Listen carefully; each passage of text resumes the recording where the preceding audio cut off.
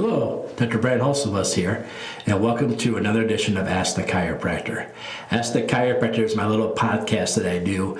When someone has a question about chiropractic or chiropractic care, I try to answer. I'm a chiropractor here in Rockford, Illinois. I'm a proud graduate of Palmer College of Chiropractic, and I'm happy to be the team chiropractor of the Rockford Ice Hogs. Let's dive into it.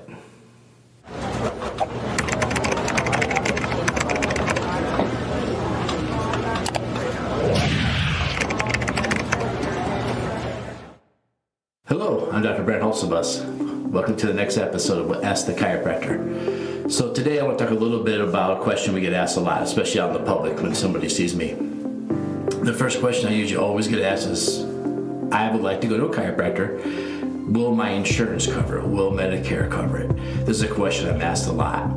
Now, I'll just talk to you about Illinois. That's what I know, and I'll talk to you about how we do things here. Now, some states you might find it's different. Most states, chiropractic is regulated by the state, not by a federal program.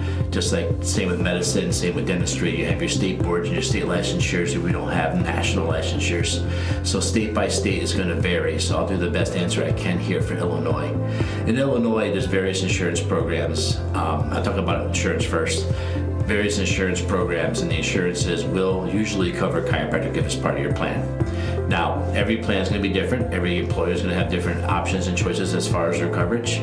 So what you want to do is you want to call the chiropractor and give the chiropractor your information. Now, there's many plans out there with chiropractic that are kind of like trick plans. So I'm going to talk about some of these trick plans real quick.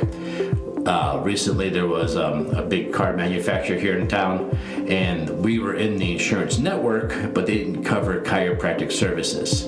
So I think they passed through their employees perhaps that, yeah, your chiropractors are in our network, but nothing we do here is covered. So maybe it was, I don't know, maybe it was deceptive, I don't know what it was, but that's how that happened. So it might tell you, yeah, we're in the network, however, nothing that we do is covered. I'm not sure the point of that, but that's the way it is. There's been other plans too where you have to get your visits pre-certified before you can come in. The people who pre-certify your visits don't get hired because they want you to have tons of access. They get hired because they're trying to limit the amount of times you can come. I believe some papers are out there. I think some stuff on the internet. I'm not going to say this is factual. I'm going to tell you this is conspectual. That they get reimbursed, they get hired to do that job by denying visits, not by approving visits. So a lot of chiropractors don't really get involved in those programs because we feel like it's a lot of work, it's a lot of effort just to get a bunch of denials. And typically those ones also have huge co-pays. Sometimes, like in some here in Rockford area, more than our cash rate, more than we just normally charge.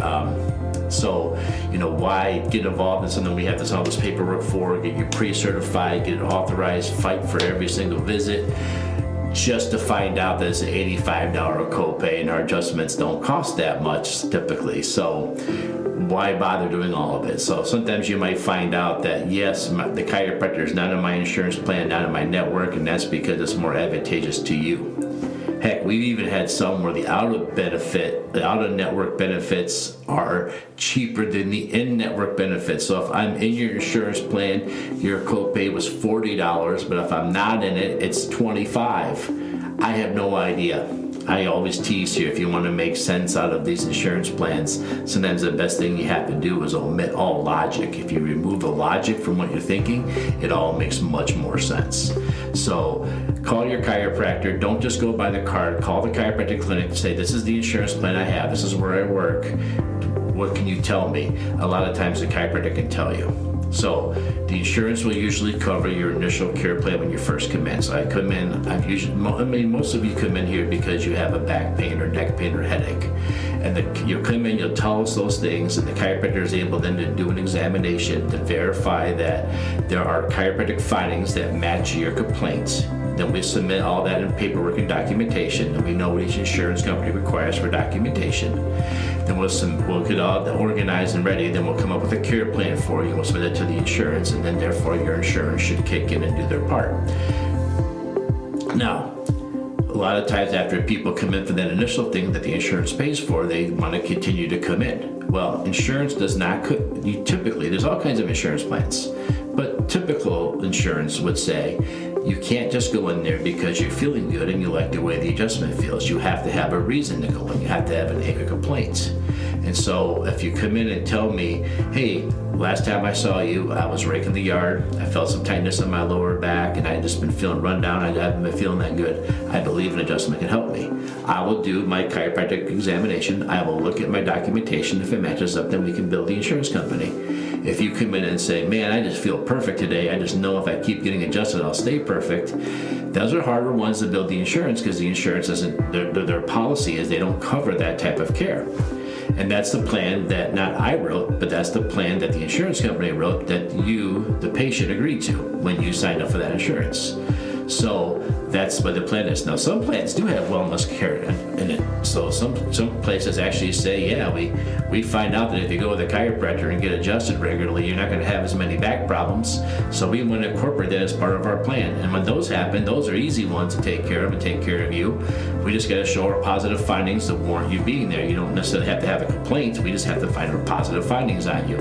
And those are the ones that majority of chiropractors love to deal with because we're able to do real chiropractic, where we just find the problems, adjust you, and hopefully find it before you have it. Not that we don't love to take care of people with aches and pains and complaints, but the real chiropractors love to take care of people to keep them well, not try to get them well. It's much easier to stay well than it is to get well, is what we always say.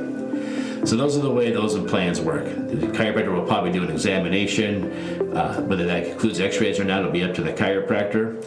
And that's all to validate you have problems. It does two things. One, it shows the insurance company that yes, there are positive findings, there is a reason to take care of this person. And second, yeah, we need those things to take good care of you. A lot of times, I always find that people that will challenge me the most on getting exams and x-rays are the ones that challenge, how many more times do I have to come in? Why aren't I getting better yet? What's going on with the care? And I'm like, you handcuffed me from the beginning. You wouldn't let me do any of those things. I can't answer those questions anymore. Matter of fact, I don't even see patients that don't allow me to do that anymore. It's like if you're not going to let me do my job, you're not going to let me do my standard of care, then there's other chiropractors that'll see and take care of you. But in this office, we don't do that anymore. So, so that's kind of how the insurance works. Now, Medicare is a little different. So Medicare covers chiropractic. We're allowed to look for vertebral subluxations and do chiropractic adjustments. That's what they cover. And they do a pretty good job of it. Actually, it's not that bad of a program, as long as you can document that you found a vertebral subluxation, you adjusted it. But you have to show that there was interference with your activities of daily living. What does that mean? Activities of daily living means when I made the bed, I felt a pinch. When I got up this morning and did my hair, I felt something in my neck. I had a headache when I was trying to go to bed last night. If you have something, Medicare says you have to have one of those things. So Medicare has these, healthcare has these standardized questionnaires, and Medicare accepts these. So when you come into my office, you fill out one of those to show that how it affects your activities of daily living. And as long as you have a positive score on there, we're allowed to take care of you that day. Now, if you come in and you only have like one little reading, we could take care of you that day, but we can't see you 3 times a week for 6 weeks. That's ludicrous. We'd have to have a bigger complaint, bigger issue to see you. Now, here's the catch on the Medicare. Medicare does require more evidence than just that questionnaire and my exam findings that day, my short leg, long leg chiropractic exam findings. Medicare requires either a full exam, including orthopedic test, or images, MRI, X-rays, some type of images. Those are the 2 forms of proof that Medicare accepts that you have a necessity to be there. However, Medicare does not cover the expense of the exam or the films if they're done at a chiropractic clinic by a chiropractor. But we can't use an exam finding from a medical doctor or an orthopedic doctor. We have to use an exam finding of our own, because frankly, they don't know how to do chiropractic exams. So it's kind of a touchy situation, because if you get your x-rays taken in our office, you have to pay out of pocket for them. If you get your x-rays taken at your medical physician, as long as the medical physician knows what he's doing, Medicare will pay for it. A lot of people want to argue with me on this subject. Even medical doctors come in and try to tell me that's not how chiropractic works. And I should say this too. Your examination we can do instead of the imaging, but the examination is only okay for that day of that occurrence. So if you come in with a severe lower back pain today, and I give you an adjustment today for that, and maybe I see you again Monday or Tuesday, and then you say, you know what, it's gone, I filled my questionnaire, I'm better now, thank you doctor, you got me over this. And then let's say 3-4 weeks go by, and now you feel maybe a little tightness in your shoulder, maybe you feel the other leg's a little sore, maybe you feel that lower back again. Well, we have to do a whole nother exam and bill you again for another exam, where the x-rays are good for 12 months. After 12 months, we have to take new ones or have new ones. So that's the way Medicare works. And again, every time there's an exam, we have to recharge you. Every time there's an x-ray, we have to recharge you out of pocket because Medicare won't cover that expense. Now, like I said, many people want to challenge me with this, saying it's not true. A lot of people will call Medicare and say, hey, do I have to have an exam? Medicare will say no. They'll call Medicare, do I have to have x-rays? Medicare will say no. The question is, you call Medicare, do I have to have an x-ray or an exam? Then the answer is yes, but Medicare tends to always make us look like we're lying to you, but this is the way it is. Now, why do I know this so well? I know this very well because my grandfather, Dr. Bob Hulsebus, was at the table when the Medicare law was written. In the late 90s, early 2000s, Medicare came after my father, said he was doing fraudulent things. My father went to Washington, D.C., testified on Capitol Hill in front of a congressional committee, and he was able to prove that he knew what he was doing. What we were doing here was fair and ethical treating, and he was just being harassed by Medicare. Myself, my grandfather, and my dad were all the Medicare chairman of the International Chiropractic Association, and I've also been the legislative chairman along with my grandfather. So, you know, even yesterday I had a chiropractor calling me about Medicare laws. So we feel pretty confident we know what we're talking about. So when your family doctor might tell you that can't be true, the chiropractor must be wrong, I assure you, just like Ask the Chiropractor, we know more about chiropractic Medicare laws than your family doctor knows. And just because it doesn't feel like it's right, again, we're dealing with an insurance agency here. You have to omit all logic. If you have logic in there, it's not going to seem right, but if you get rid of the logic, it makes total sense. So don't let anyone tell you that that's not how it works. Some chiropractors are doing it and it works great. You don't have to do an exam, you don't have to do the x-ray. It works great for those chiropractors. They get through it until your first audit. When that first audit comes and Medicare says, what in the world's going on over here? They tend to have to reimburse everything. And they don't have to reimburse it because you signed paperwork that says you have to reimburse it, so they come back after you. So make sure that your chiropractor, if you see a chiropractor, is well rehearsed in these laws and these regulations. You know, most of us in the International Chiropractic Association know these rules pretty well. So if you're looking for a chiropractor, chiropractic.org might be a good place to start looking for one. But there you have it. So remember, if you have a question about chiropractic or chiropractic care, in this case, the coverage of chiropractic or chiropractic care, you should always ask a chiropractor, because we're the ones that, well, that's what we do. We're the experts. Again, medical doctors, I've dealt with more than one medical doctor telling me what I'm saying can't be right. I just asked them how many Medicare claims they've done under chiropractic. They've said 0. I've said I've done thousands and thousands of them, and I've survived every audit, every investigation. So I'm pretty sure I've got a good grasp of what I'm talking about compared to them.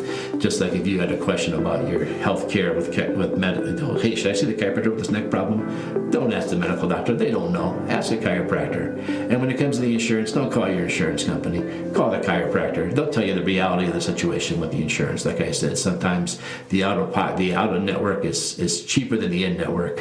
So call the chiropractic clinic, find out. Don't let the fact that the chiropractor is not in your insurance book stop you. A lot of times, like I said, it's because we're not in that insurance network because, one, they're never going to give you a visit anyways, or two, they're more expensive than if we were, than being out of it. So we're out of it because it's cheaper for you. There you have it. All right, well, if you got a question for me, head over to my website at Rockford, DC, ROCKFORD, DC.com. You can leave a message there for me or leave a message below wherever you've seen this. If you like these videos or this podcast, there are videos and podcasts that go back and forth. Usual suspects, YouTube, anywhere you find a podcast, you can find me. If you go to my website on the blogs, we relist all of these. So you can go back and see the library of them. There's a search button so you can look for the topic you're looking for. All right, thanks everybody. Have fun.